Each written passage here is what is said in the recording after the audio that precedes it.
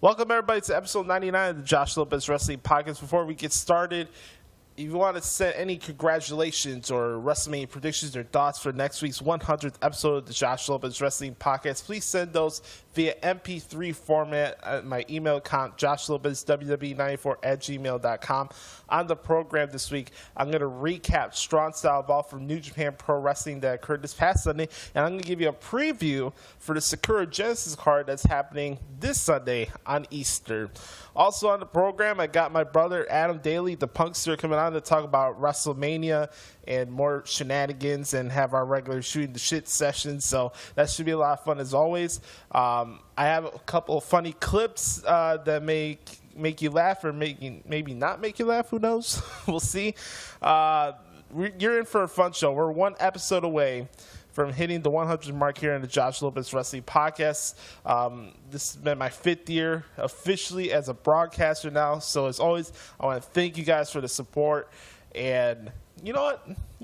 Enough talk for me. You're going to hear enough from me already throughout this podcast. So let's get into these pre-recorded clips, and I'll catch you on the other side. Episode 99 of the Josh Lopez Wrestling Podcast on Apple Podcasts, Stitcher, and YouTube starts right about now. Hi, Daniel Bryan. It's me, your old friend, Dr. Shelby. How are you? You remember me, right? From therapy. Hey, I wanted to tell you that tonight on SmackDown, I saw your speech and you were terrific. But I do have some suggestions for you. First, maybe let's not say the ASS word. It tends to make people angry, and we know how we feel about angry people from all of the work that we did together. Second, I'm so excited to hear that you can do paperwork and you go to board meetings. What a great skill you have! Here's a couple of helpful tips for the future. First, I found this. It's a beard trimmer. You can plug it in at your own house, and then you can shape your beard to however you want, like I did with mine. And last, I was sad to hear about your relationship with cardigans. I know that they frustrated you. I could tell from when you threw it on the ground. So, here's a helpful tip. You have to first find the cardigan that's right for you. I love cardigans. I'm wearing one right now. This cardigan says, hey, I'm friendly, but I mean business. And also, I'm athletic because I have a zipper. That's good. Here I pulled some other ideas for you. Look. This one says, I have multiple colors. I could be any day from Tuesday to Friday. And this one says, I'm blue.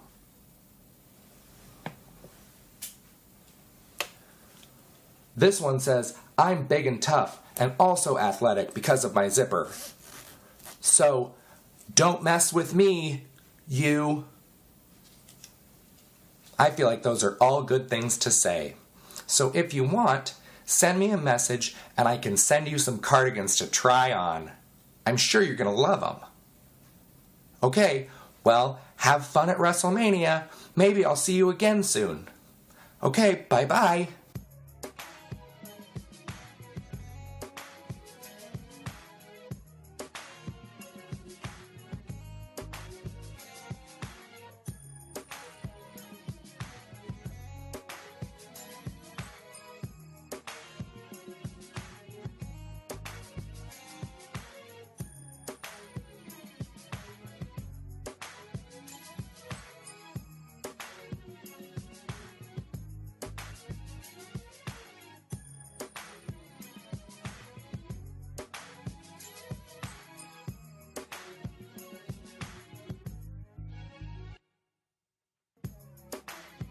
Going on, everybody?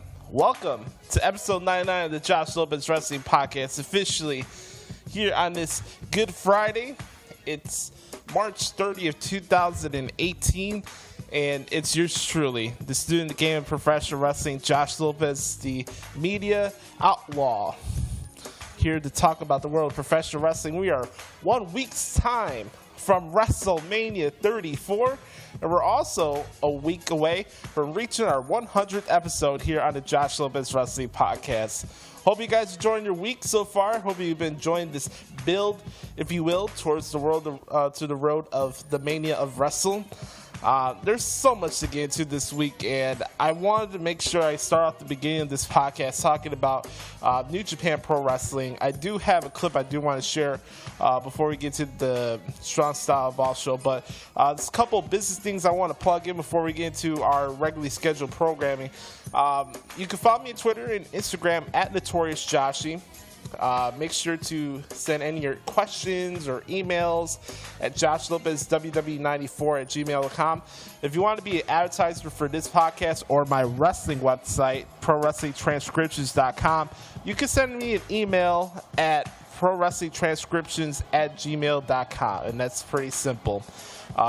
I mentioned it at the beginning of the show that we're going to have Adam Daley on the show, so you can follow me on Twitter at AdamDaley13 on Twitter and Instagram. Want to give a couple shout-outs. Shout out to my good brother Ant from Rant with Ant and the entire crew over there. Shout out to Nicholas Giacobbe. Follow him on Twitter at NickGB25 on Twitter. Very cool guy. Nick has his own podcast on Rant with Ant's Wrestling Wrestle Addict Radio Network on Apple Podcasts. His show is called Who Got Next. It's a NXT-based podcast, so go check that out. That's with the Wrestle Addict Radio Network, so I want to make sure I get that right. Shout out to my good brother B-Rob from the Pipe Bomb days. You can follow me on Twitter. It's B-Rob. He has his own show as well. The Random Ramblings with Rob. Check that out, randomrobcast.com. Rob does a great job of marketing and hustling and promoting his work, whether it's doing the Walmart laws or just his regular podcast in general. So follow him. Of course, my brother that I'm staying with in New Orleans, since that's where he currently resides at this current juncture. My main man, Brother Carter, Derek Stout on Twitter at Derrico06. You can check out his live tweeting sessions, if you will. Shout out to Dusty Rhodes. He does live tweetings of Raw and SmackDown for wrestling rumors. And that's pretty much it for the shout-outs. More importantly, shout out to everybody who's a big supporter for this podcast, especially like my good friends Sam Piopo, Brandon DeJesus, who you heard on this week's show. You heard on this podcast last week. You know, last week was very interesting. My mic broke before I was getting ready to record. I'm using a new mic, so hopefully I'm sounding good right now. And it was crazy. It came out better than I expected it to be, and that's all you want. Whenever you're recording a show and you deal with bad circumstances, you got to make the most out of it. So with this new YouTube Red features they have on their app, I got to record the show, download the MP3 from that video, and used it on GarageBand and added all the extra stuff that we do here on the podcast. And again, I want to give another plug to my website, prowrestlingtranscriptions.com, because I've been putting in a lot of articles, man. It's been a very busy month when it comes to like specials and pay-per-views and just regular Raw, SmackDowns, and we're about to reach the end of the Mix and Match Challenge next week. So it's been very busy from a typing standpoint. This past Sunday, I covered Strong Style Evolved, and this weekend, I got to do the Road to Sakura Genesis, the Cork and Hall show that happened this morning, later on today. And then on Sunday, on Easter, we're going to have Sakura Genesis coming from Sumo Hall. So, busy week, get those New Japan articles out of the way, and then it's WrestleMania week. And next week's very interesting. I may split the 100 episode in two parts since it's a big special, and it's going to be a WrestleMania preview show. I always found a way to market my shows, whether it was the Pro Wrestling Experience or this podcast around WrestleMania weekend, the way it should be. I think it's important to celebrate our anniversaries when the business is celebrating its biggest time of the year, and that's what WrestleMania is. WrestleMania week is a celebration of the business. You got WrestleCon, you got Access, you got all these other events around the area, you got podcasts, you got live radio hits at different bars surrounding the area, you got all these banners polluting through the New Orleans area. It's a big celebration of the wrestling business, and I'm going to record one part of it with Adam, since he was here at the beginning of the show, and he's my best friend. So we're going to do one with Adam, and then when I'm in New Orleans next week, I'll record a show, hopefully with Derek and B-Rob at the same time. That'll be a lot of fun and shoot the shit. And if you're going to be down there in New Orleans, come say hello. You can follow me on Twitter at Notorious Shashi, and it's not hard to figure out what I look like in person. So whatever you need to do, go ahead and do it. Come say hello. I don't bite. I'm a very easygoing guy. Just come say hello to me, and I'd love to meet you guys down there in the Big Easy. So before we get to Adam, and more before we head out for the weekend, I want to start the show talking about Strong Style Evolve. Right now, I'm going to take a clip from the Access TV YouTube channel, give you a little audio clip that they did on the Golden Lovers Young Bucks match. So here we go. Never mind. I didn't have the clip, actually. What an obsolete mule. How about that? YouTube, as far as downloading clips, they've been kind of a pain in the butt. But nonetheless, welcome back to the podcast. Let's talk about Strong Style Evolve that happened this past Sunday in Long Beach at the Walter Pyramid. The show was on Access TV and on New Japan World. And we had Josh Barnett and my idol Jim Ross calling the show for Access TV, because that's where they're based out of now. You know, we have Don Callis and Kevin Kelly doing the English commentary the majority of the time on New Japan World, and that's the team that I listen to the most. Everybody knows my affection for Jim Ross, and Jim Ross is the reason why I'm a wrestling fan. And it was kind of fortunate to see the kind of bashing that he was getting on Twitter during the show. Whether I feel it was justified or not, that's not for me to say. It's always been my approach, whether it's a wrestler or an announcer. Unless it's justified, then you have reasons to criticize and say stuff. But I look at Jim Ross, and I have a hell of a lot of respect for that man. I had a chance to interview him twice before. He was a guest on my Pro Wrestling Experience show back in the day.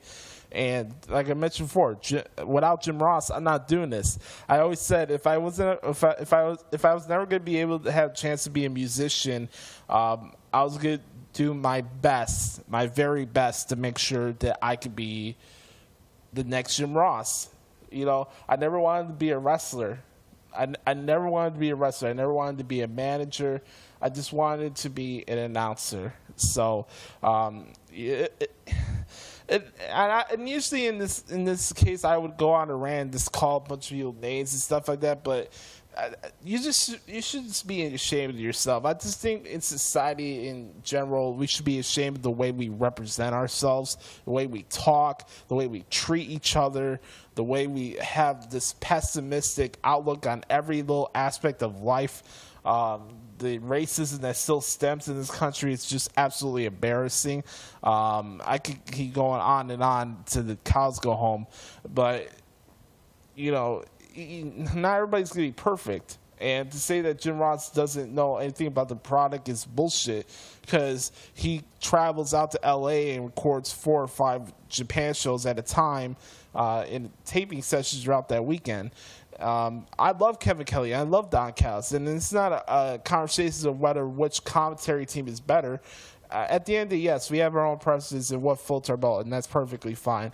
But to be disrespectful to a man like Jim Ross, who is responsible, Jim Ross is more responsible for the Attitude Era than Vince Russo.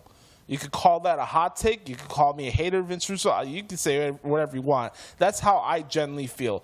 Without Jim Ross, we do not have Stone Cold Steve Austin. Without Jim Ross, we do not have Mankind. Without Jim Ross, we don't have Triple H, The Rock, Undertaker, Angle, this and that. When I say that, it comes from a lot of lenses, from him being the talent relations guy during the time in the company, but also what made the Attitude Era special more than supposed expert and genius creative writing was the heart-wrenching commentary that got you hooked in those signature moments throughout the show. Have let's say Ian Riccaboni or let's see Josh Matthews call those signature moments in the Attitude Era. Do you have the same feeling about those segments when Austin showered McMahon and The Rock with beer before WrestleMania 15? Do you have that same emotion for that segment if Jim Ross was not there? I'll defend Jim Ross to the day I die. If that offends you, oh well. But the disrespect that was thrust towards that guy this past Sunday was just absolutely embarrassing from my point of view. So, nonetheless, I enjoyed Strong Style Evolved from top to bottom. I know a lot of people were complaining about the fact there was too many tag team matches. I had to realize that over the past year when I was covering the G1 that just a lot of these shows are going to be tag team matches that are setting up for the next major event where they had the single encounters. So it's just stuff that I have to deal with. I wish they would do more single matches or maybe 4-ways or this, that, just to make these a little bit different. But let's go over the card really quick. We had Roppongi 3K defeat so-called Censored. I hope Frankie Kazarian's all right. He took a lot of nasty bumps during that match. I wouldn't say it was sloppy in the beginning, but hopefully he's all right. Hopefully he's not injured or anything like that. The next match I thought was pretty solid. You know, it's probably not going to be the match of the night or people remember the most from the show, but Juice Robinson and Davey Finlay against Hiroki Goto and Gato. Robinson and Finlay, I think, could be a very, very good tag team. But it looks like Robinson's more focused on his singles career right now, and I can't blame him. Robinson definitely is going to be challenging Hiroki Goto pretty soon for that Never Openweight Championship. Long Beach love Yano. I don't love Yano. I made that clear over the past year on Twitter. I'm just one of the few that doesn't like the Yano character.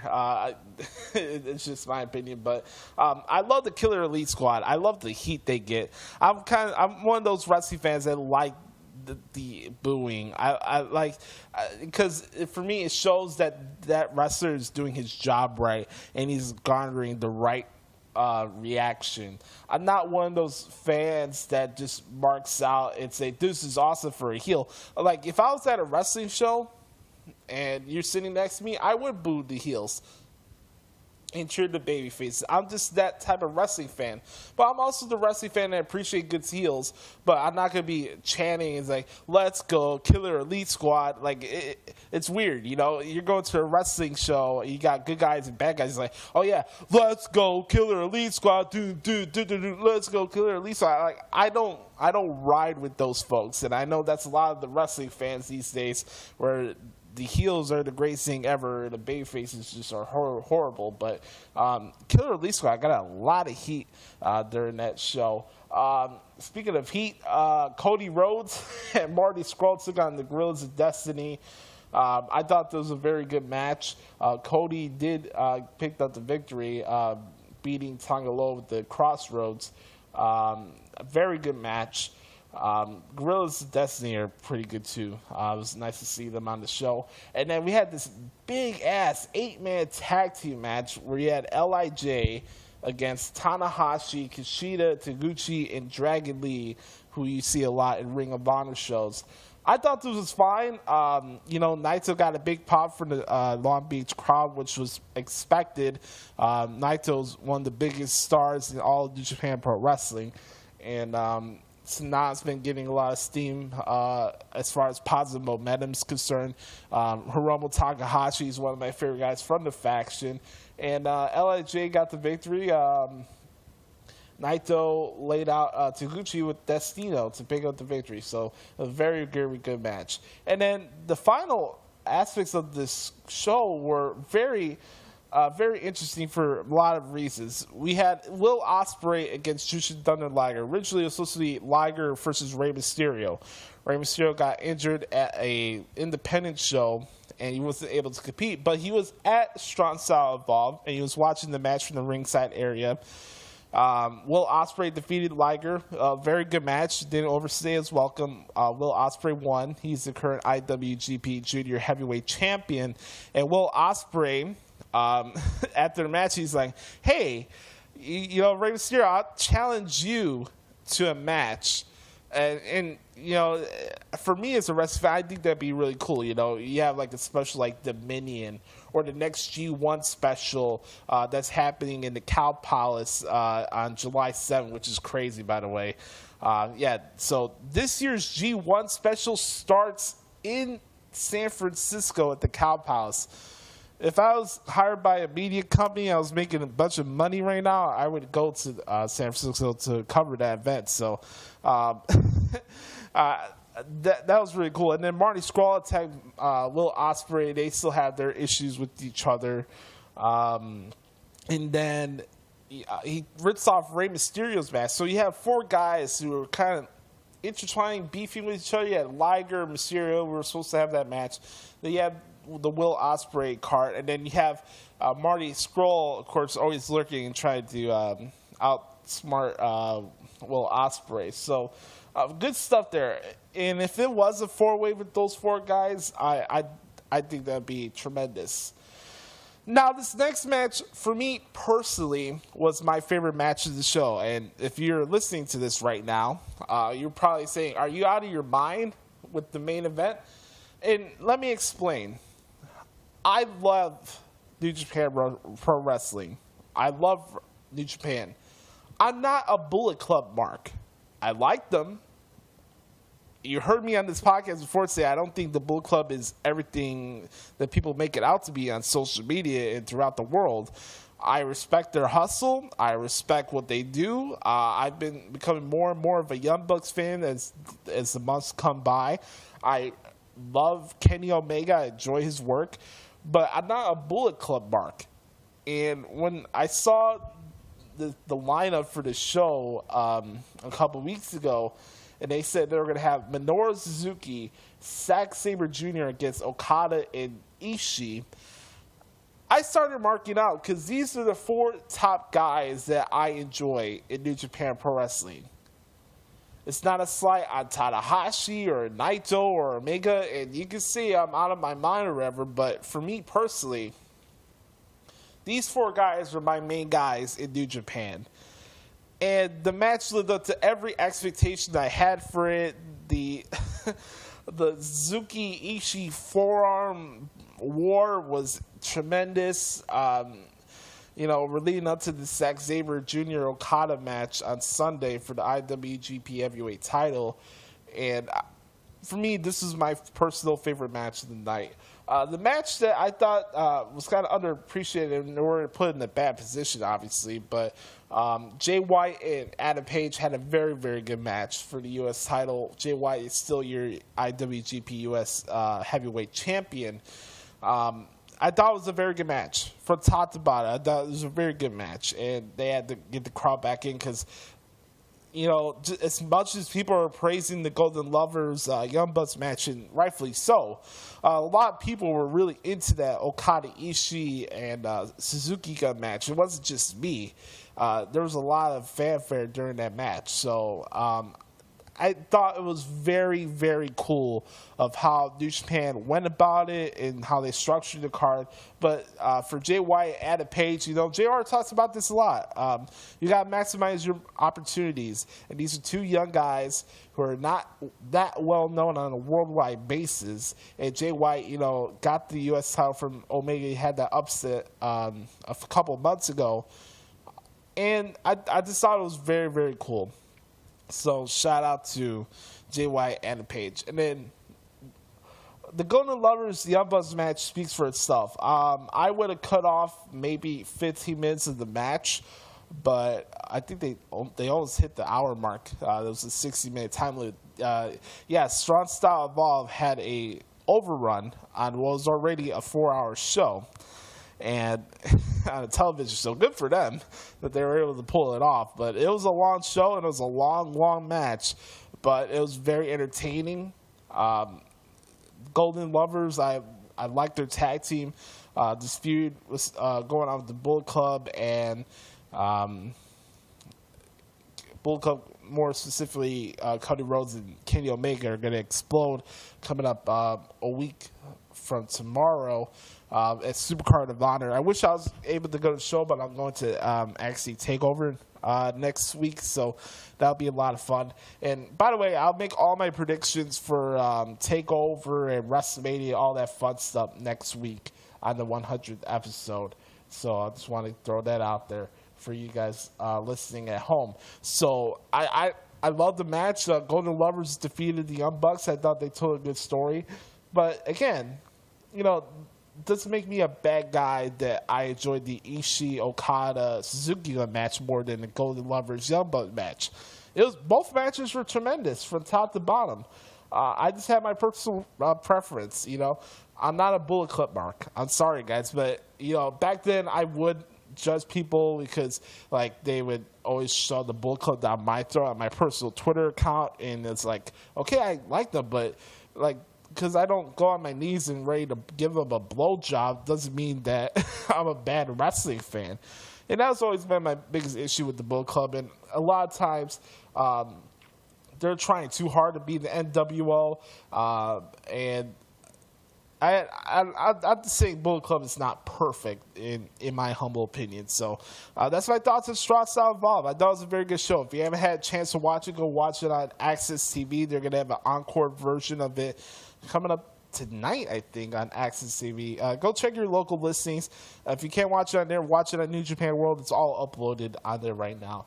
I want to run down the card really quick for the Sakura Genesis show before we get to Adam Daley.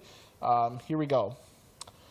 First match on the show, we have the Young Bucks against Chase Owens and Yujiro Takahashi. So we got Bullet Club versus Bullet Club, which I think that's very interesting to start off the show. Then we have Suzuki Gun against Chaos, Takahashi and Taishi against Tomohiro Ishii and Yano. That should be fine.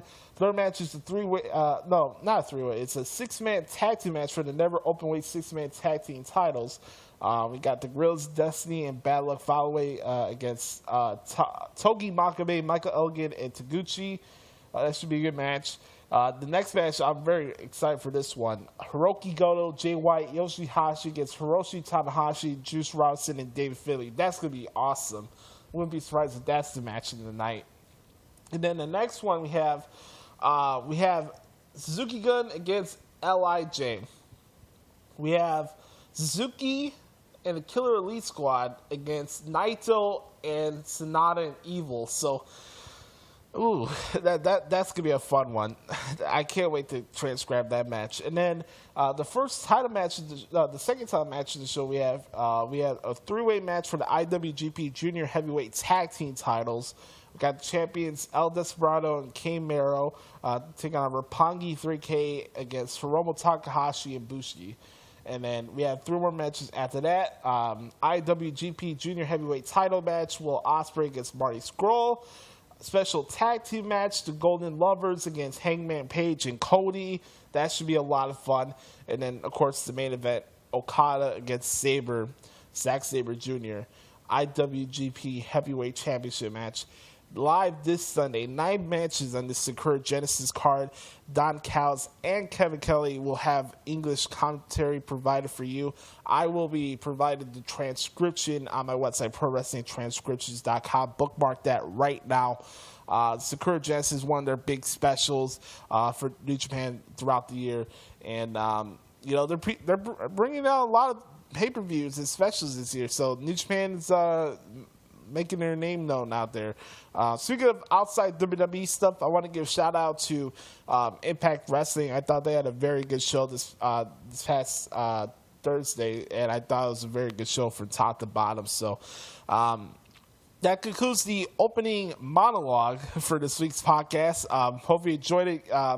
I rarely get a chance to fully go in depth when it comes to New Japan topics, so hopefully you guys enjoyed that. Hope I didn't bore you or anything like that. But if you want to send any reviews or ratings for this podcast, you could on Apple Podcasts. Subscribe, tell a friend about it, screenshot your reviews on Apple Podcasts. I'll give you a shout out on the show in the coming weeks. And don't forget, we're celebrating our 100th episode next week. So when I come back on the other side of the break, you'll hear from Punkster himself, the one and only Adam Daley. You're listening to episode 99 of the Josh Lopez Wrestling Podcast. And we'll see you on the other side. Peace. As a result of the ultimate deletion, the essence from the vessel known as Bray Wyatt is no more. The evil stench of his tyrannical reign has now been replaced by the sweet smell of Senor Benjamin's spring daisies. Oh, it is sublime. The great war is finally over. But now, I must set my sights on the stage of the grandest, WrestleMania. I shall honor the legacy of Humongous Wonder number 8, the great giant known as Andre, and win his battle royale. Anyone who opposes me shall suffer the same fate as the consumer of terrestrial entities. They shall be deleted. Delete, delete, delete, delete, delete, delete, delete. Gallows Anderson earlier tonight, the Miztourage attacked Finn Balor. But tell me how satisfying it was for you guys to get one up on them later tonight. Give it to him. Give it to him. We don't like the Miztourage. They used to party in my garage. Then they got with the Miz. Now they're very unbriz. Otherly, the Miztourage are a couple of, you know what? I'm going to hold off on that. Carl, the hottest man in the business with the brand new six-pack abs. Go ahead and tell him. The big LG. Trapzilla. The KA, we came here from Japan with a mission, Mike Rome, and that mission was to take over, not just the tag division, no, to take over the WWE. And right here tonight in Cleveland, Ohio, right here tonight, the big LG, the KA, that's what we did. That's what we came to do, and that's what we're going to continue doing. You want to finish your song? Mike, raise the microphone to my chiseled face. Jawlines. Hashtag jawline. Miztourage, we used to think you guys were pretty cool. Pretty dang cool, but now when I look at you, my meter starts to go. It starts to go, and it goes from brotherly to unbrotherly to the worst thing two men can be. That's N-E-R-D-S. Nurse! Nurse! Nurse! Nurse! Nurse! Nurse! Nurse! Nurse! You know what? Feels great to win. Thank you for being my partner. And you know what? At WrestleMania, when I become United States champion, I want you and a guest to attend my Punjabi celebration. It's going to be epic. It's going to be the biggest one I've ever held. In fact, I want you to come to WrestleMania. I'm going to get you front row tickets. Front row? Front row. You're a very generous man, Jimmy. The Maharaja. I have something better, though. I just pinned the United States champion. So what I'm going to do is I'm going to go find Daniel Bryan and turn your triple threat match into a fatal four-way. Oh. It'll be Rusev Mania. Maharaja. Take off this ridiculous neck brace. Maharaja. Welcome back, everybody. I'm alongside the man everybody's been waiting to hear from this week. Follow me on Twitter and Instagram at AdamDaily13. Good brother Adam Daley back here on the Josh Lopez Wrestling Podcast. It's actually our podcast. I just put it out there for branding purposes. It's just part of the media business. Trust me, like this is a true story. When I left Chicagoland Sports Radio, and I was at the point where I just wanted to go away with media in general in 2016, when Adam broached me to the topic of us doing a show together, I was trying to come up with interesting ways to come up with different names, and I didn't want to do regular wrestling insider terms. That's just not our thing. We're not insiders. We're not experts. We're not analysts. I was trying to come up with something interesting, and you're like, and Adam's like, just call it your name, Josh Lopez Wrestling Podcast, and then we went from there. Like, we could have went with the straight edge shooters or something stupid and corny or whatever, since we're Punk fans, but like. In a weird way, like, yes, the name, the title is called Josh Lopez Wrestling Podcast, but all along is actually our show. So I'm glad to have Punkster on the show. What's going on, my man?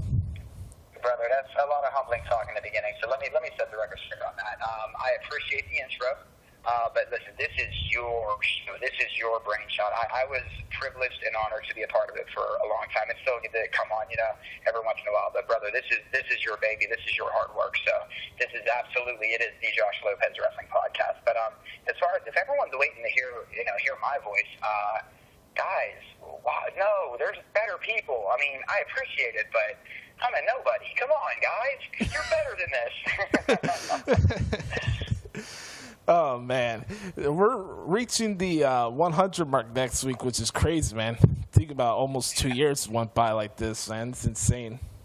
That's, you know what, and I've been doing a lot of reminiscing about podcasting lately, Josh. It is crazy to think that we're nearing the century mark with you, so congratulations on 100 next week, and I guess we should probably keep it 100 today for your nearing 100 episodes, huh? Yes, sir. And that was one of the signature lines you had for Countdown Recount, your original show back in the day. And that's kind of, I brought that along as the years gone by, and we've always been able to keep it 100, whether that annoyed people or not. But, hey, man, we're real people. We're not playing gimmicks on air. Like, I'll keep it 100 right now. Here's keeping it 100, and this isn't trying to take any shots on anybody, but here's keeping it 100. If people wanted, like, collaborations, like, I don't know, Sam going back to, like, collaborating with the CSR guys, I was talking to LeBar last year just to kind of, like, mend some fences and stuff, and then this little dude that's his sidekick had to start talking about my life, so I just instantly guilt by association, just kind of wipe my hand clean with everybody, and just was like, you know what, maybe this bridge isn't worth building. It's funny that fake person now, Mr. Lopez, is now all of a sudden singing my wife's praises. The irony is, though, is that if those praises were sang a year ago, I think some collaborations would have already been done. So if there's any CSR fans out there we're looking for my wife back, blame Josh Eisenberg. That's probably why you'll never see her. But I do want to give Justin LeBar a shout out, though, because unfortunately, because of Eisenberg, LeBar and I do not have a working relationship any longer. But big shout out to LeBar because, all the things aside, he's always been really supportive of my family, my daughter, just my side projects and stuff. And it's just a shame because of, sidekicks that can't just shut up. People like the good people that listen to our shows, they don't get what they want now. So, I don't know.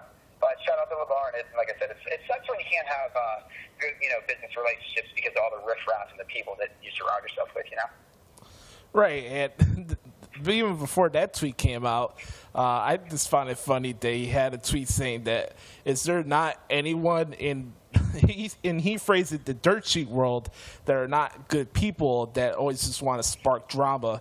But I find it ironic, like, me and you are labeled as the outlaws and like the bad the bad guys in this circle, but which is funny. We're doing something right. Yeah, we are doing something right, but here's the thing: it's the total opposite, because we're actually the good guys in this scenario, because we're not forming an agenda or anything. And I think that's the funny part of this. I actually went to school to do this stuff like Justin did. LeBar, and he made a name for himself, and he has a good brand for that. And there's other people that I met along. Yeah, a lot of credit. Right. And I've met Justin. I had Justin on my old Pro Wrestling Experience show back in the day. There's a lot of people I've met in this field that I do have respect for, even though I may rant on the media, wrestling media culture a lot. It's for people like Eisenberg and et cetera. that just paints a picture for what should be a lot of fun. You know, you have these subcultures of entertainment from comic books, from wrestling and sports, and you're supposed to have fun with this, and just entertainment at the end of the day. It's not that serious, but people have to have egos, and that's unfortunate. And, you know, I'm not saying hold on. Let me get this off really quick. We're not saying we're perfect. We know that. Damn well we're not perfect at anything. And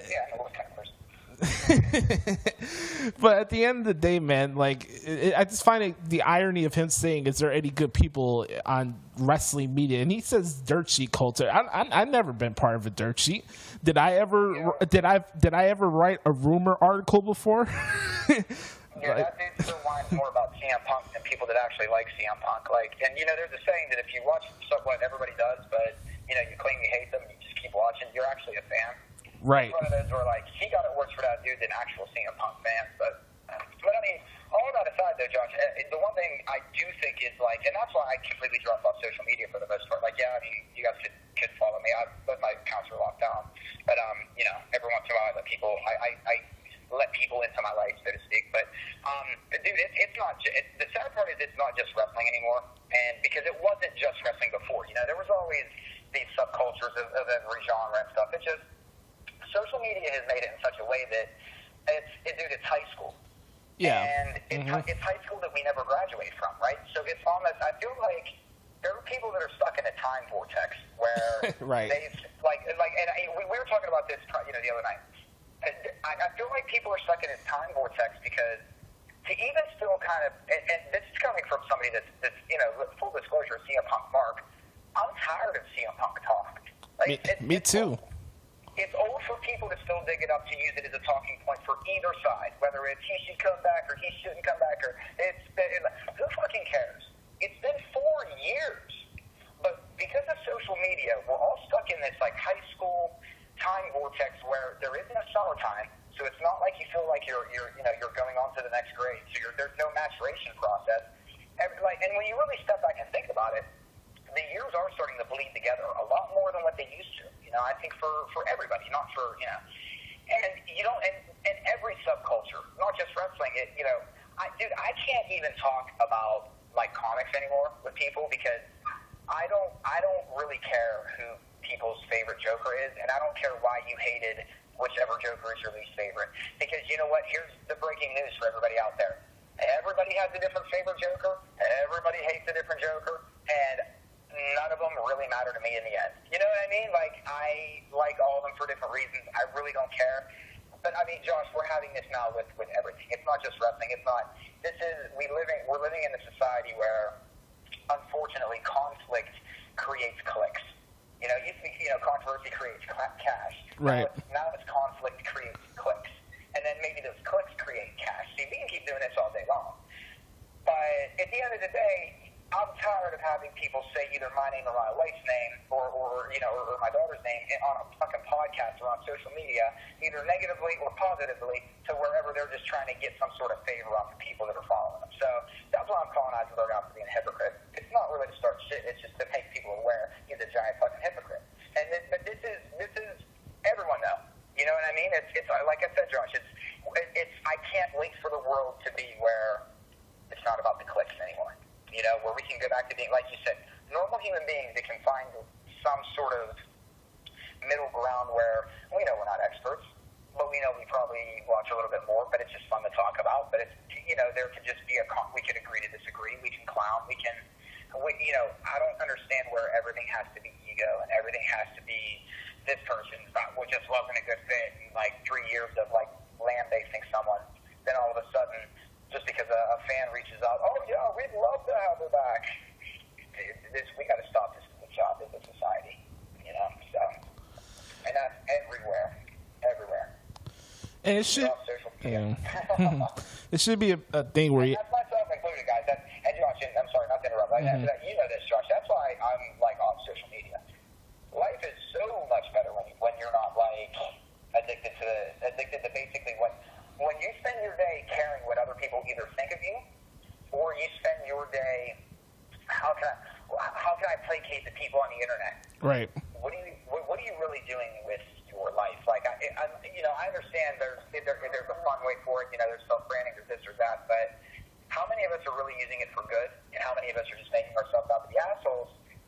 hurting the ones around us, especially successful people like Justin LaBar. I'm sorry, Josh Eisenberg isn't an asset. He's more of a detriment. Oops. But that's why. Just like if we're the Renegades, brother, if we're the Renegades, I'd rather be the Renegades than be on the outside and still keep my self-dignity than be told what to say on a podcast or told not what to say. You know what I mean? I don't know. Right. For me, it's like there's no point in currying favor when it comes to this field at the end of the day. I've met a lot of good people. I've had friends. I met you. I met you along this process, and it's become more of a friend thing. Like, I consider you my brother, my big brother. And there's a lot of times, guys, that you don't know where we're talking non-wrestling stuff the majority of the time when we're not recording.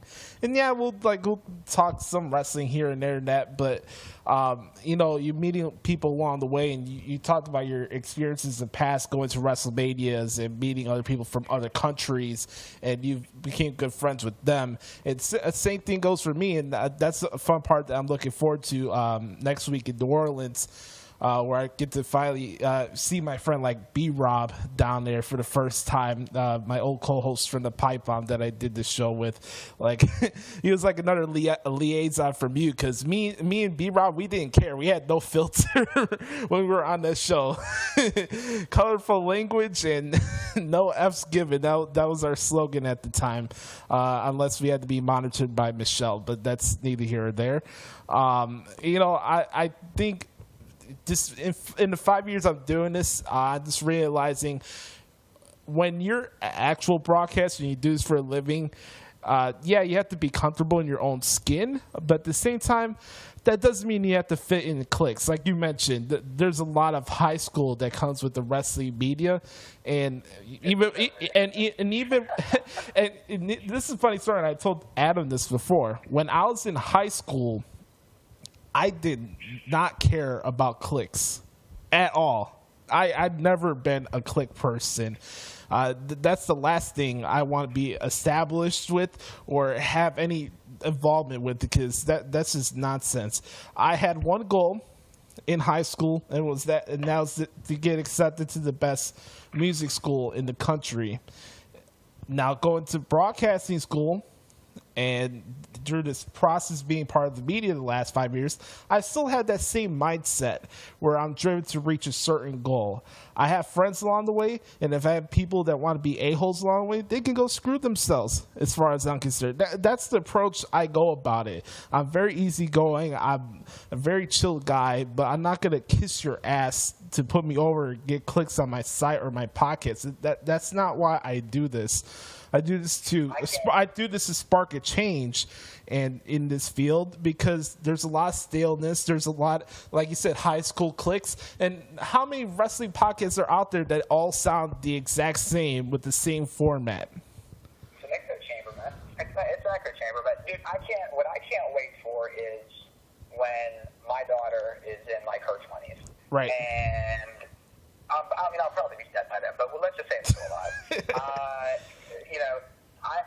I'm hoping, and I think that we're nearing that, but I want to be the generation, just because I think we'll be in a much better place, that my daughter's generation is going, yo, you guys and your stupid social media, what the fuck were you thinking? Right. Like, I want to be known, like, I hope that like, because I'm at the point now, and I don't know if it's an age thing or if it's just getting, the internet is becoming the Wild West to where it's not even clever anymore, and it's not even insulting. It's just lazy.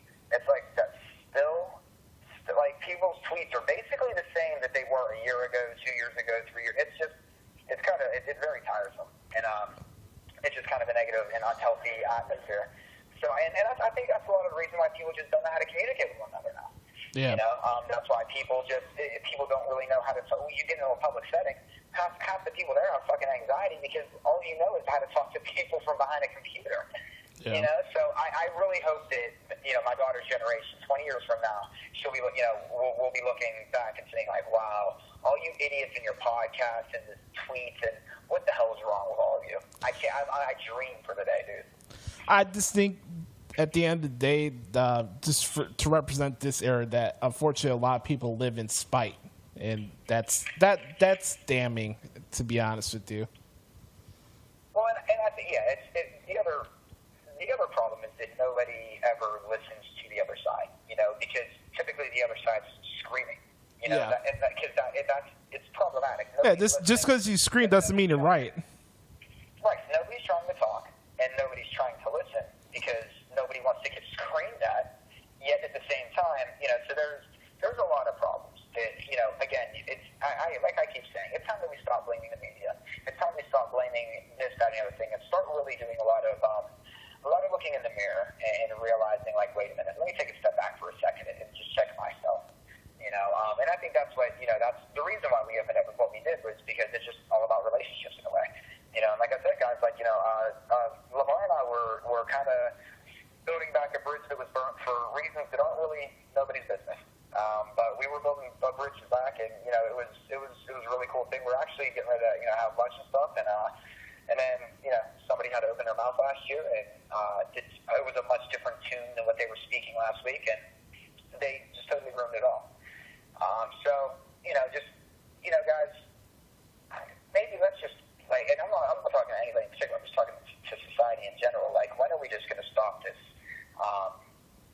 this self-centered, egotistic, where we're only going to feed our own egos 100% of the time, all the time, just so we can look in the mirror and kiss ourselves?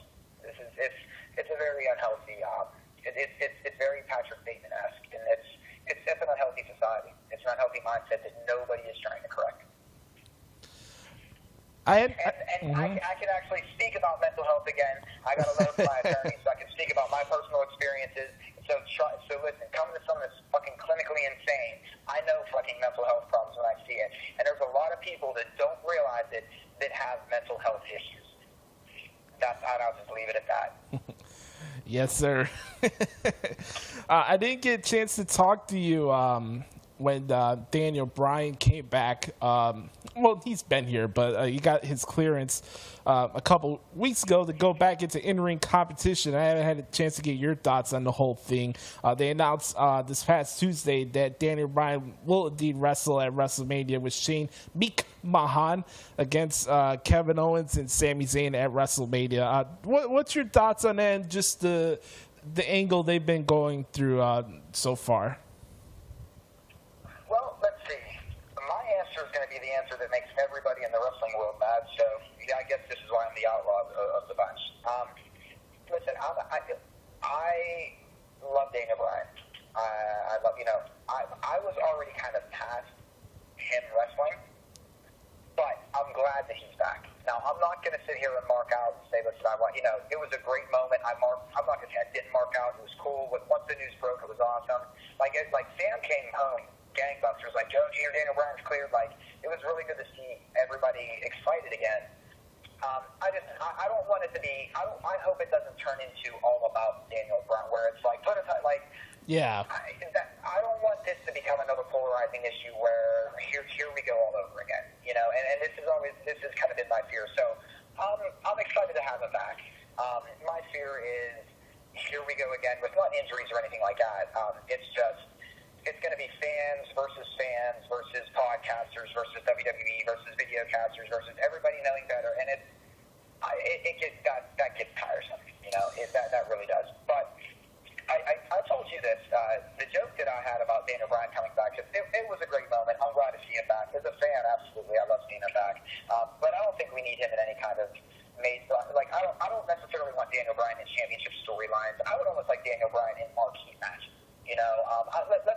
Let's see him, Nakamura, no title. Him, AJ Styles, no title. I mean, let's see the matches that we want to see, but we don't necessarily have to have him in the title picture. I think that we focus too much on titles. But Josh, I told you the joke that I had about this. If anybody wants to know what it's like, people say, hey man, so you have anxiety and get panic attacks and have certain mental issues. What's it like living with that kind of shit? Okay, so the best thing that I can describe it as, guys, and I'm kind of taking a page out of Pete Davidson's book, if leave the experts here to talk about mental health, Anxiety and panic attacks and things of that nature. Or what it feels like is, at the end of SmackDown a couple weeks ago, I would have been Daniel Bryan, just being thrown across the ring, and inside of me, my anxiety is Kevin Owens, just screaming at me, throwing me off the ring apron, throwing me just all around, like hold me for Sami Zayn to give me the haluva kick. Like, it's basically like Kevin Owens is my internal self, just beating the holy hell out of my external self. That's what anxiety and things of that nature are like. So if anybody really wants to know what it's like, just watch the last 10 minutes of SmackDown from a couple weeks ago. Because there's a hell of a lot of mornings where I'm just laying there like, I can't do today. My inside self is just screaming, like Kevin Owens. Which I want to say this. I thought that segment, though, all jokes aside, all fan opinions of Daniel Bryan aside, because I know this is going to create like another dramatic thing. And this is why I don't know if I necessarily ever want CM Punk back, and it's what we always talk about, just because I don't want to create another wrestling fan polarization where it just gets to be just people at people's throats, you know. But all of that aside, I thought they did a great job building sympathy for Daniel Bryan. I thought they did a great job building, putting heat on Kevin Owens and Sami Zayn. But still, as the guy that loves Kevin Owens, it was so hard for me not to be into the Kevin Owens part of that segment too, because of how outlandish he was acting. I love over-the-edge Kevin Owens when he's resulting to nothing but screaming and "you made me do this." You know what I mean? Like, that's my favorite Kevin Owens, I think. For as many smart-ass remarks and how his timing can be so perfect, I think just over-the-limit Kevin Owens is still my favorite. So I thought the whole segment was 5 stars all around. Not that I shouldn't do that because I don't like to do the fucking star system, but you know what I mean. It was fantastic, good sir. Yes, sir. I've made this clear for people that listen to the podcast that Kevin Owens, if I had to pick one guy that I've liked the most since Punk left the company, it's been Kevin Owens for me, personally. Other people will go with Seth Rollins, and that's perfectly fair and cool. People like Roman Reigns. I like Roman Reigns. Adam likes Roman Reigns. I have other friends who listen to the show who like Roman Reigns. Believe it or not, people out there, especially in the hypocrisy culture, people do like Roman Reigns. Sorry, that doesn't fit your agenda. But Kevin Owens has always been my guy for me since Punk left the company, and this, like you said, with the screaming stuff, it's been awesome. Going back to your point about Daniel Bryan, I've heard a podcast, and I'm not going to name it because they don't need the promotion, but I already heard a scenario about Daniel Bryan winning the Royal Rumble next year and main eventing next year's WrestleMania since it's in New York. And I'm like, all right, like you said, here we go again, where we need to thrust this guy into title matches and coming up with scenarios to re-sign Brock Lesnar. And we get this almighty Brock Lesnar Daniel Bryan match that's only going to work on WWE video games. Like, can I ask you a question, Josh? Yeah. I'm being honest. This is why I'm glad I don't listen to podcasts, and this is why I'm glad I stay offline. Whose dream? I'm tired of hearing this. Whose dream match is this? Whose dream match is Brock Lesnar versus Daniel Bryan? Realistically, it's not mine. It's not mine. I don't even have any interest in that match, to be quite. And that's not. Listen, Lesnar's character over the past year has actually grown on me more than it's pushed me away. I kind of like this super prick Lesnar that doesn't care about to me it's old school heel, and it kind of it just at least feels like it works, you know. I don't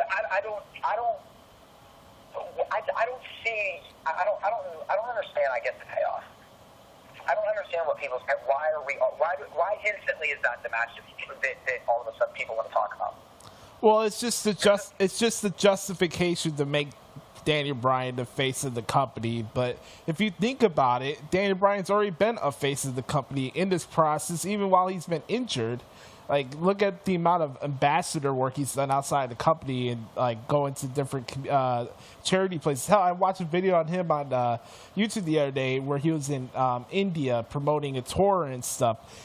Daniel Bryan has been a face of the company for almost 5 years. He's a fantastic ambassador and champion for WWE. But let me ask this question too: why does it have to be a man? By the way, that's the face of the company. Right. Why can't Charlotte be the face of the company, or Becky? It don't matter. I mean, I just think, and Josh, I don't know. I'll let me get your opinion on this one. I personally think that yes, we absolutely know that they use Roman to market towards, and this isn't.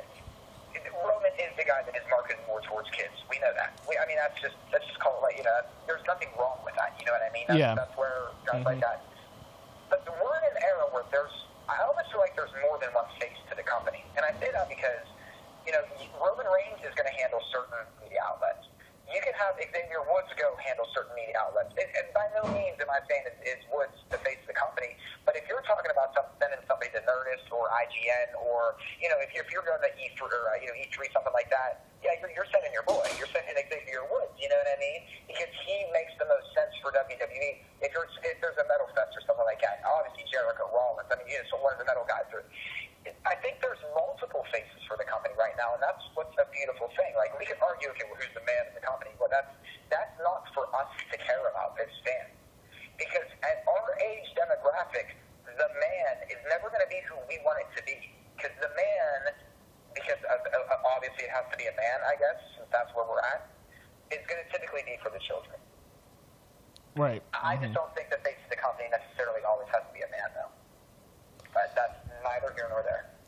Well, it's just like anything else that we talk about here. Like, why these things have to be put in a box? Why is it on a show that we only need to touch on this topic and go with this parameter of where this leads to this angle and that angle and other behind the scenes stuff that doesn't matter? That's not why I watch. That's not why I watch wrestling. I don't care about that shit. I don't. Like, I made it clear that I don't care about booking and who's getting the push or not. It doesn't matter. I heard an interview Roman did with Jim Norton and Sam Roberts the other day, and he's like, any good businessman, especially in wrestling, you're all his boy, wherever the promoter is. And it's true. You want your talents to succeed. It shouldn't matter if it's just one person. Are common narratives around Vince McMahon true? Are all of them true? Maybe not. I don't know, nor do I care. But we don't have to talk about wrestling in this parameter where it's just, we built to this and this one face of the company and all this repetitive stuff we hear all the time.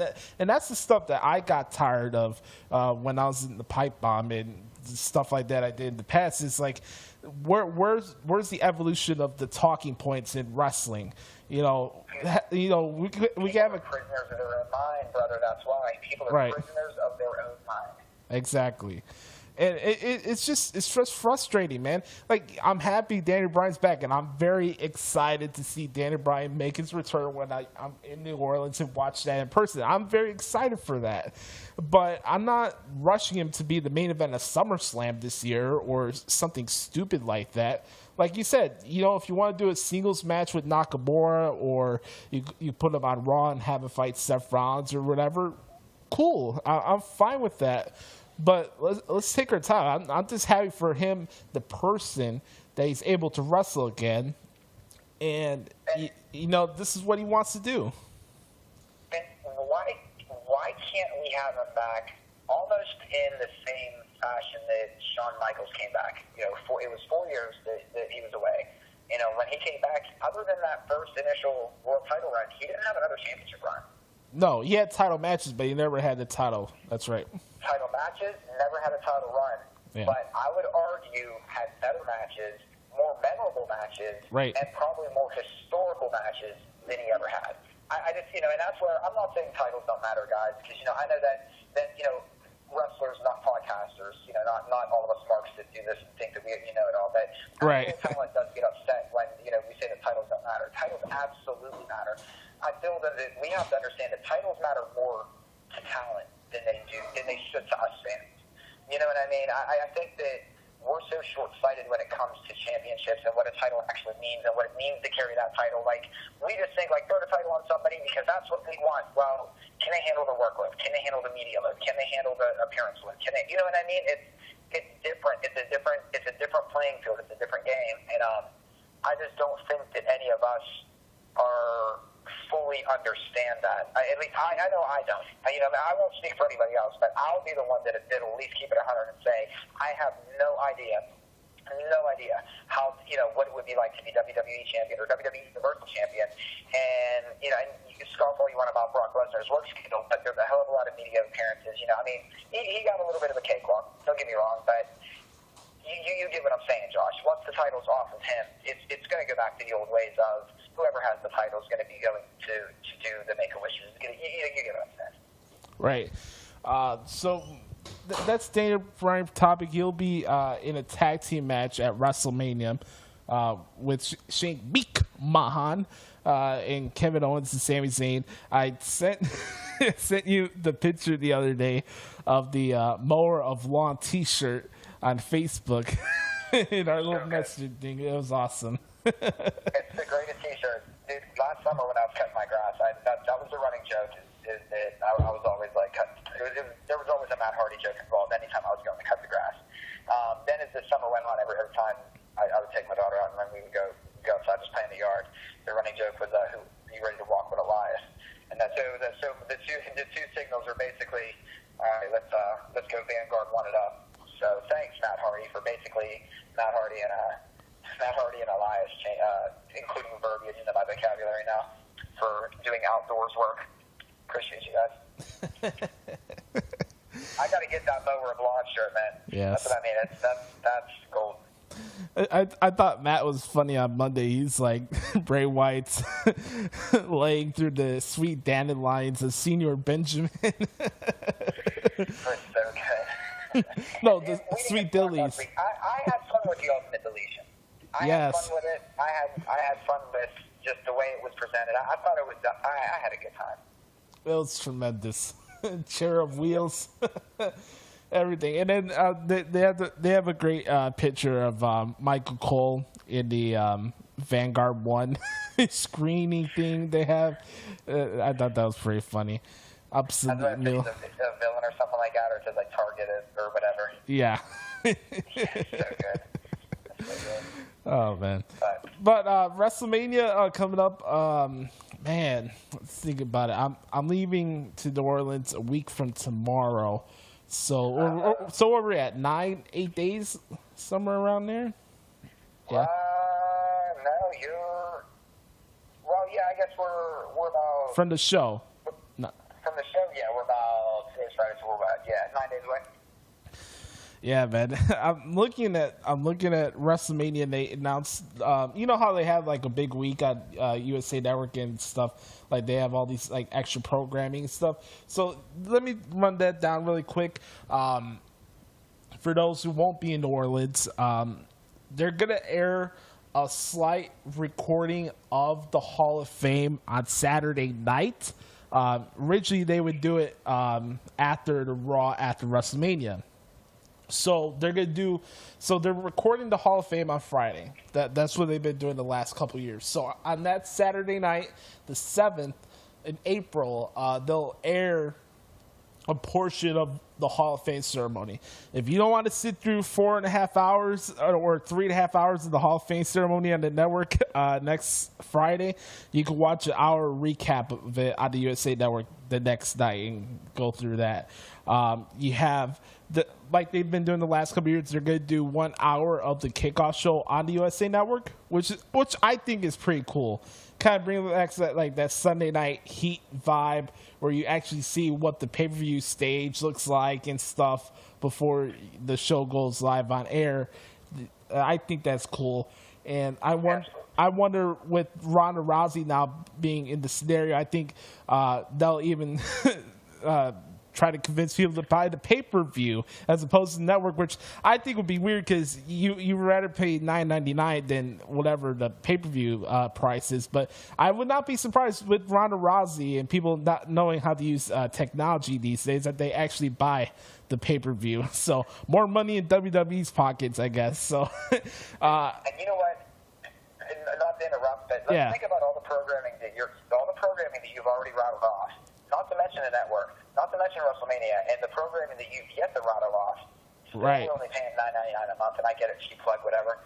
But, dude, think for how much we complain you'd think we were still paying like $70 per pay-per-view. You know Right. what I mean? Like, we complain way too much as fans compared to how we used to have it and how good we have it right now. Yeah. And that's the problem, is as fans, we're too spoiled. WWE is actually giving us too much. You know, I think that's the problem. I'm glad you said that because I was looking at the card for WrestleMania last night before I went to bed, and I was putting up the final stuff I was saying up for the show today. That's the main thing I wanted to broach. Like, you look at WrestleMania as a whole this year, and whether you care what match closes the show or not, I don't care about that stuff. But just overall, WrestleMania this year as a whole, we are spoiled with the amount of quality matches that we're having in New Orleans in 9 days. Like, I'm very pumped, and I've looked at cards in the past and this and that. Will this be the greatest WrestleMania of all time? I don't know, but that's the intriguing thing. And like, not a lot of these matches are predictable too. At the same time, you have matches that you want to see at WrestleMania, and you don't have all the answers for it. And we'll make predictions for the show next week. But I just think overall we're very spoiled with what WWE is giving us as far as WrestleMania is concerned. And you also look at what NXT Takeover New Orleans is going to be airing the night before that. We're very spoiled, like you said, with what we're getting on the network. It's amazing that, you know, and I know that at least I am. By now, you know, everyone I've talked to at least seems like they're pretty excited for WrestleMania. I don't know anybody that's down on it. Again, I don't spend time in the Twitterverse there now, so it's, you know, whatever people's opinions are of that. But you would have given us this card 10 years ago when we still had the, you know, whatever it was, 55, 90, you know, 54.95 or whatever the hell it was for pay-per-views or whatever. We would have been like, you know what? I think it's finally worth my money. And not that we weren't still buying the pay-per-views every month anyway, because we always were. You know, I think, Josh, that's what, again, it's being, you know, speaking from the fans' standpoint, WWE absolutely spoils us. We get so much for that $10 a month. And not only that, plus the programming that they have on you know, regular television, compared to really 10 years ago when, you know, we could argue the business was in a different place, but they were still trying to sometimes run 2 pay-per-views in any given month. You know what I mean? And pay-per-views were expensive, and I just feel like we're getting so much more now, and we're not paying. We're paying a fraction of the price. Yet we still find one match out of 14? Yeah. That we want to say, well, this match sucks. Okay. 13 for 14. Those are some pretty good odds. You know what I mean? I don't get it, man. I don't get how people can still be so sour, or even if there's anybody that's even somewhat cynical about this WrestleMania. Right. This is crazy. This is the first year that, you know, we might be there, we might not be. We don't know. It depends on if we get our taxes back next week. But you know, this will be the first year that we'll actually be regretful that we're not there. You know, and it's usually just because we want to meet up with all our friends from all the Living the Dream team over in England, the Canadian cons. They're always come down. Minnesota Wrecking Crew we always meet up with. It's just we got, you know, groups of people we always like to meet up with. But that's, you know, we always miss that. But I'll admit, dude, if we can't get down there this year, this will be the first year in like a long time that I'll be envious of the card and like be like, damn it, man, I wish I was there for that one. Because like we always say, it's about the moment. It's not about the entire card. It's about, you know what, I was there for that moment. I remember what happened when the streak was broken. I don't remember the whole match. But you damn sure when that ref's hand hit 3, boom. It's like time stood still. Yeah, and it literally was a movie. It was like everything stood still. Like, okay, what's going on? You know, me and you have been very fortunate for the WrestleMania moments that we got to witness in person. From you going to WrestleMania 19, which is celebrating its anniversary today, by the way, 15-year anniversary of WrestleMania 19, and you got to see Shawn Michaels and Chris Jericho, which was at that time a Mania dream match that you wanted to see. And then you saw Austin's last match. You mentioned the Undertaker's streak comes in. For me, I was lucky to witness Seth Rollins' cash in at WrestleMania in 31, and then getting to see remember the NWO and DX brawl they had during the Sting and Triple H match. I was there. The stadium was shaking. It was that loud during that segment. Yeah. I know some people weren't happy with the decision in that match, River, but like when the NWO and DX were brawling, it was crazy. It was insane. It was a good nostalgia moment, and I know people are tired of nostalgia acts. There's times where we admittedly get tired of nostalgia acts. Right. But when they're done right, they come across they're done well. When they're done right. I don't know. I don't think they're going to overdo any nostalgia acts this year. At least I hope not. I'm really afraid. I'm really afraid that they're. Listen, I'll say this. I want to see Triple H. This is going to be a segue. End the show. I'll admit, I want the Triple H Steph Rousey angle match. I'm with you, Josh. I don't care who ends. I really don't care who ends the show. But if I were picking, I would actually like to see that because, to me, and I've always said this, in WWE, it doesn't matter who you are, you're still not bigger than a McMahon. Right. And character-wise, you know what I mean? So when people say, well, Shane can't beat this person, or this or that, or Stephanie can't beat Ronda, it's a different world. And I'm glad they addressed that in that promo the other night. But I typically am like, well, I don't care who ends the show. Right. I'll admit, this is the year, though, that I feel, I do, we talked about this briefly. I feel that they keep calling it the women's evolution now. I feel this is the women's year. I feel like the women's division was the most intriguing, the most fast. I just felt like there was just something special all year long, to the point where maybe WWE is not ready to have the women's division fully main event or WrestleMania yet. But that's why I would like to see this mixed tag, because again, I get it. There's no titles and it's special attraction, and maybe people don't care, but that might be part of the charm in putting it last. So I don't know. If I was picking one, I'd like to see Tristan. But the segue from Triple H, I really, speaking of nostalgia acts, Triple H is not one, but I hope we don't see Double H. And you know who I'm talking about. Yeah, I know what you're talking about. Yeah. I don't want it. I don't want it. I don't want it. Delete. I do think if there is any nostalgia on the show, I hate that word if. I just don't deal with this, but let's say that there is a nostalgia part of the show. It'll probably be with Elias. Like, I have a feeling, like, let's say like they have one of those big four like main event attraction matches, and yet you want to have a cool down period. That's where you can have Elias like play a song or something, and then maybe Austin or The Rock come out. Like that would be pretty cool. You don't think Elias and Kid Rock are gonna have some sort of interaction? No, I don't. No. Even backstage, I think there'd be a funny, and I'm not a Kid Rock fan by any stretch of the imagination. Right. That's why I'd love to see Elias, but I am a big Elias guy though, so that's anything they do with Elias, I'm on board with. The only way I think Kid Rock gets involved as far as the part of the show is if they're actually going to pull out the American Badass. I think that's it. You think he can take her to the ring? Yeah. I did too. Yeah.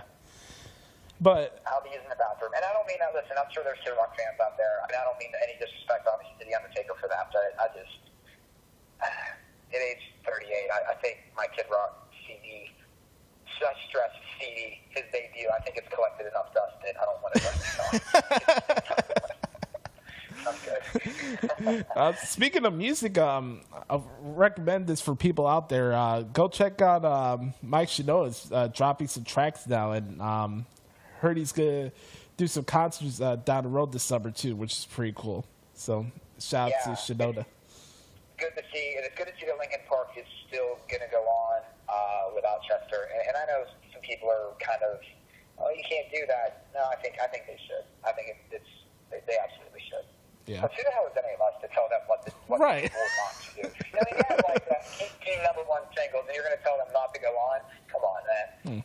We have such a, listen, as a regular everyday human being, sometimes we have such delusions of grandeur of like, we're going to tell, like, still, again, and I'm not to beat a dead horse, it's so funny to me still that people are like so hell-bent on the anti-CM, like people that are anti-CM Punk are more sick in the head than people that are pro CM Punk. And I mean this because, like, if you can't get over the fact, you're just salty because my man's cashing checks. And that's a problem. You know what I mean? Yeah. Like, you're obviously just disappointed in your own life then, because if dude's getting constantly beat up, but is still constantly cashing a check, and you won't get over the fact that what's going on? Like, you know, I don't sit there and I don't like Ryback, and I don't sit there and, I mean, I'm happy Ryback's actually successful outside of WWE. Good for the dude. Why don't people just enjoy people's success anymore, dude? I don't get it. I was talking this earlier when I was doing my New Japan segment, and it's like, you know, people are trashing JR because he's not naming the fancy themes for like signature moves for other wrestlers, like oh, you didn't call the One Wing Angel or this or that, and like, come on, like, grow up. And then also the other thing where we could go full circle about this, the amount of crap Ronda Rousey has been getting this week for her media interviews or whatever. I posted a sit-down interview that Ronda did with ESPN. I think it was Brett Okamoto, the USC guy there. It was about 30 minutes. It was very humble, the down to earth and stuff. I have it on my Facebook page for if you want to check that out, Adam. It's very, very good, and her being down to earth and being humble about this process. But you know, people are ripping her for her appearance at Go Like a Wingo and First Take, and her having bad reactions to dumb questions. And like, I don't know why you need to apply an opinion to a question. Just ask your question. Well, not only that, but all the world's a stage. Yes, it is. Yeah, listen, and this is what's so comical. We not forget that Ronda Rousey absolutely. Listen, there's so much art imitating life and life imitating art, dude. And that Triple H and Stephanie video package they had the other night, I thought was so amazing. And yeah. If you weren't sold on this match before, that package I thought was so powerful. You know, and I know that sounded really bad right there, but. That's one thing I wanted to bring up. Like, it's so funny. Again, us as fans, little peons that just like talk about this with either like this with our friends or whatever. Like, right after the Rumble, oh my God, the locker room hates Ronda Rousey. That you watch that special on WWE Network, and as soon as she comes backstage, she's hugging everybody, and but of course they hate her because it says so on Twitter, and a dirt sheet reported it. So, oh my God, there must be heat backstage. Dude, I'm not necessarily convinced that Ronda Rousey isn't starting to play up a character. I'm not convinced that she doesn't turn on Kurt Angle on Sunday. I'm not convinced that she actually isn't going to end up being a corporate goon, an authority goon. I'm not this Sunday, next Sunday, but I don't know. I just think there might have been a lot of foreshadowing in that thing, because wouldn't it be interesting if she does get repackaged, not as anything other than Ronda Rousey, hit girl for the authority. You know what I mean? Like, right. Like, think about that kind of stuff. Like, there's not necessarily just little tweaks. This could all get flipped on Kurt Angle, and where Kurt ends up looking to be played to be a fool. It could be Ronda saying, I didn't need a man fighting my battles. It could. I mean, there's so many ways that they could go with this. So how she's giving interviews right now, if you're looking that deep into it, you're getting worked so hard. And I love, and you know what? And maybe if she has a little bit of an attitude, good. You're getting either way. You're getting worked, and it's making you care about the Ronda Rousey character, whether it's you're starting to dislike her or whether it's whatever the case may be. All the world's a stage, and that's ultimately now that she is underneath that. And Josh, I mean, am I crazy for thinking that? No. Here's the funny thing. The first WrestleMania I watched was WrestleMania 14. I do not remember Mike Tyson being this dissected before his appearance at WrestleMania. Now, I know it's different. He was the special enforcer in the match or whatever, right? But, like, going back to what you said earlier, why is it that a guy has to be a face of the company, or why is it that a guy gets a pass as a celebrity but a female has to be ridiculed and over scrutinized over her opportunity to perform in the ring? Yes, we get it. She lost 2 MMA fights. shit happens. It's UFC. That's a part of the business. But she was the sole reason. She was the sole reason for that division happening in the first place, and a lot of people like her.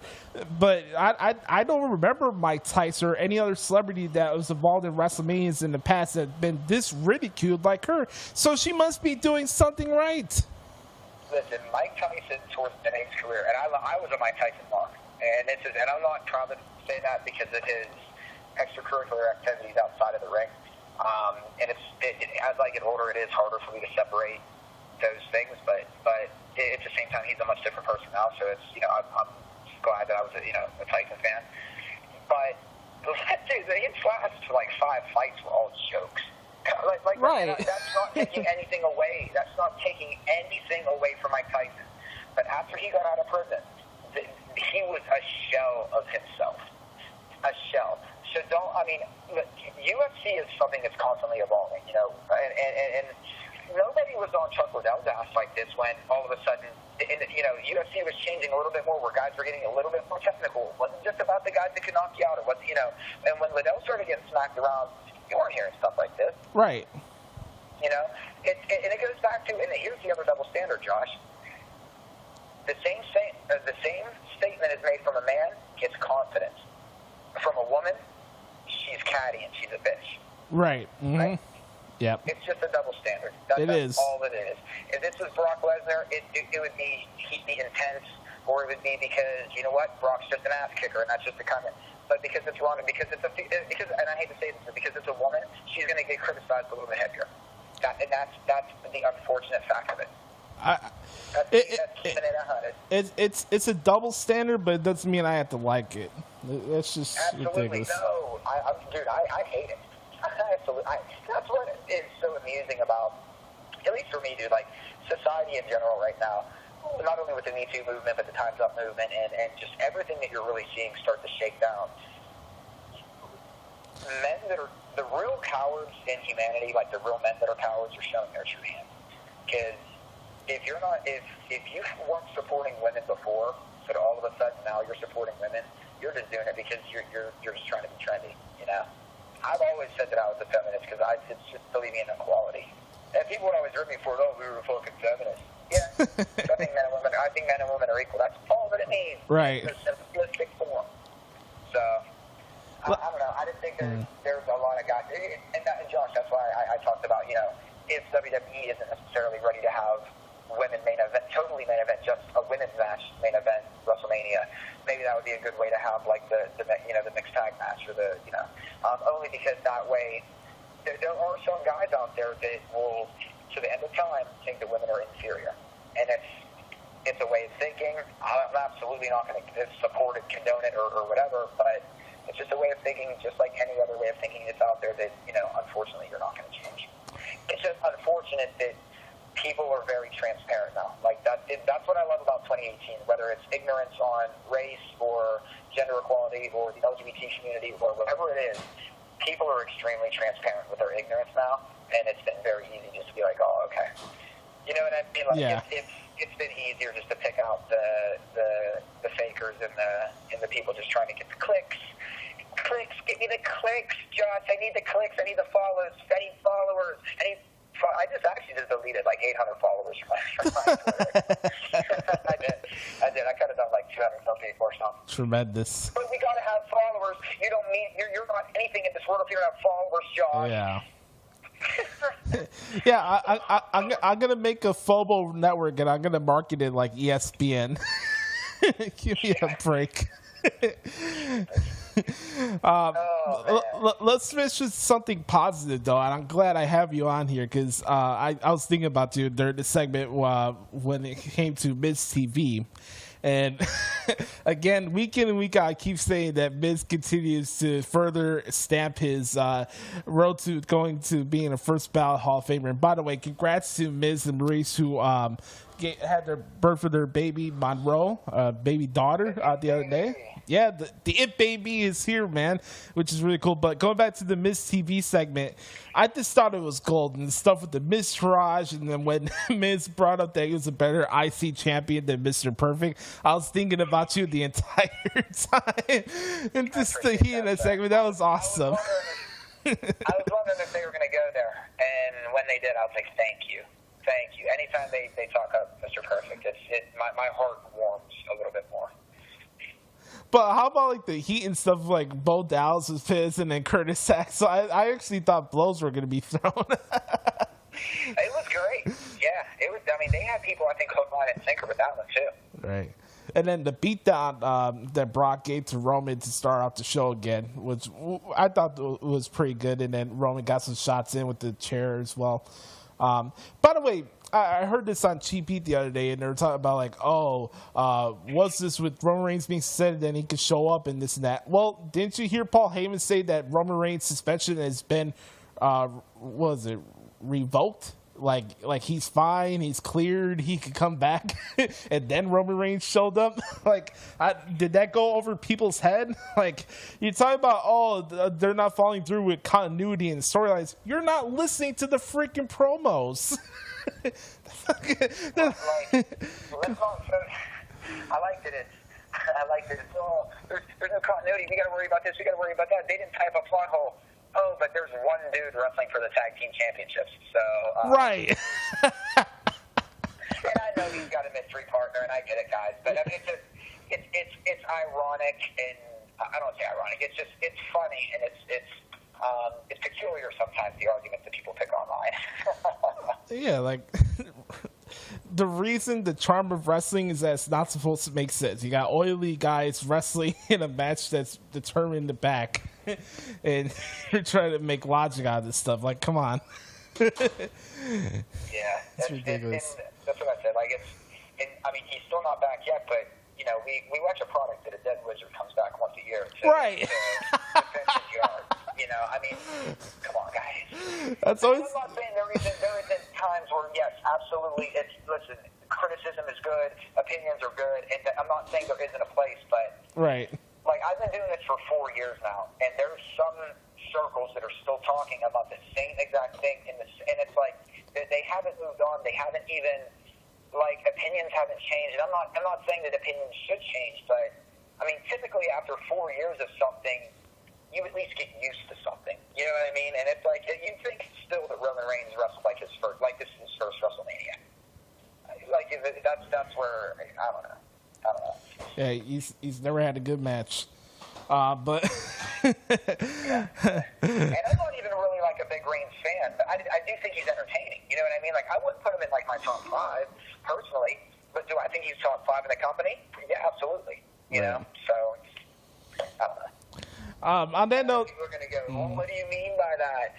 Business and me being a fan are two totally different things. And I think a lot of fans out there need to understand that they don't know the business side, and neither do I. But not knowing the business side, you know, knowing that I don't know the business side, I don't try to pretend like I do. You know, like I think a lot of other people need to do that too. Right. On that note, though, next week on the show, we'll come back here and maybe share some memories about the beginning parts of the show and how it's evolved. But we'll go full deep and dive in about our WrestleMania predictions and stuff. But I wanted to spend today talking about like the build up towards the show and just what we're gonna get with this event. I'm very excited. Like I told you the other day, like, I'm kind of disappointed that I'm not able to like cover the show live doing the article because there's so many matches that I'm looking forward to like transcribing for this card this year. I'm very excited, and we'll get to talk about that next week. But as always, Adam, thanks for coming on the show, my man. Thank you, brother. There's 2 quick things I want to plug. One, Gotham. I rejoice. I love the Joker's coming the week of April 1st because Harley Quinn, as comic book lore goes, Harley Quinn broke Joker out of Arkham Asylum on April 1st. And so we're actually Gotham's getting Joker next week. So it's a nice little anniversary present for me. And I can't talk about it because I don't want to give any spoilers away, man. But there's so much I want to talk about that. So we'll talk about that next week. But I also think that if I didn't say this, Josh, I'll probably get stabbed. And I think this is just I want to do it anyway. I want to give a very happy 6th anniversary to my lovely, lovely, beautiful wife, Sam. April 1st, 2012, WrestleMania 28. Was a day we tied did not. Jesus done screwed up our anniversary this year. WrestleMania this year would have been on April 1st again, so we would have, it would have been a nice way to celebrate them both. But Jesus and Easter had to go steal. Jesus is a player hater, first of all. Yes. He's absolutely a player hater. But listen, anybody that is willing to put up and not only marry me, but put up with me and stay with me for this long, it takes a special kind of woman. And I just let the universe out there know how special, beautiful, and wonderful my wife is. And there needs to be more of that in this world.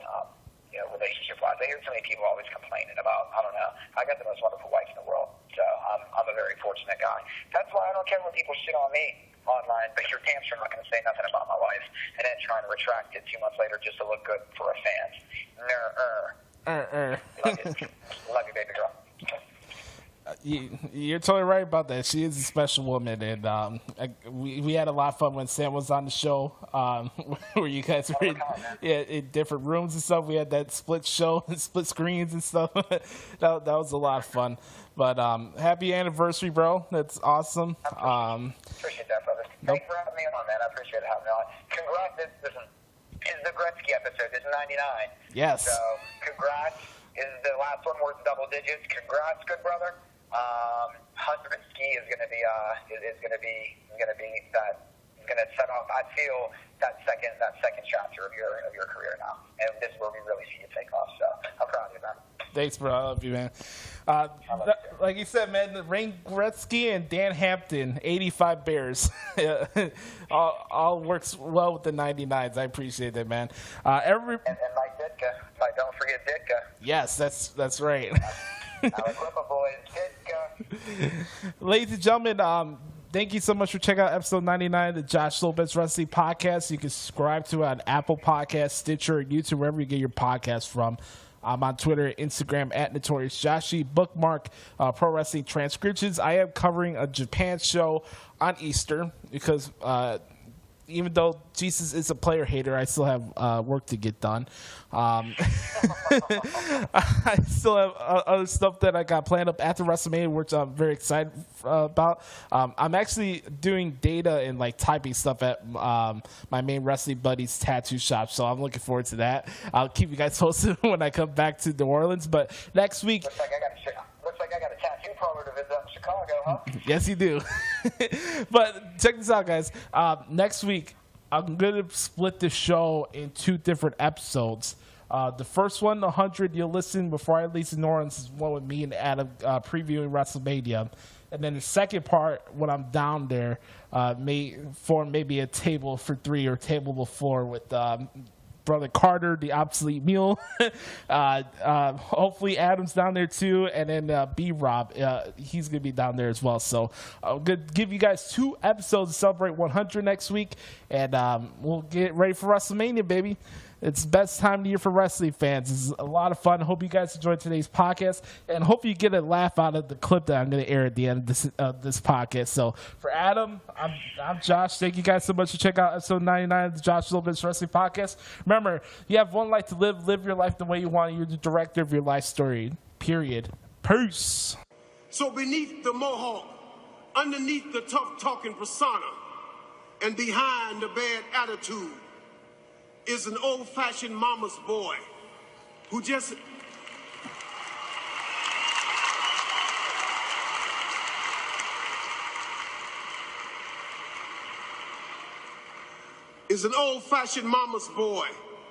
happens to love his mother very much. Back in 1984, I recorded a song entitled Treat Your Mother Right.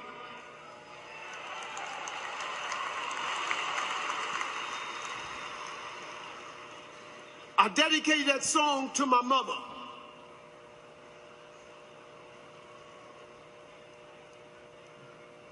Because I wanted my mother to know how much she meant to me. I wanted my mother to know how much that I love her. I wanted my mother to know that I love her every day. And not just on her birthday, not just on Mother's Day, not just on Valentine's Day or Christmas Day, but I love my mother on President's Day.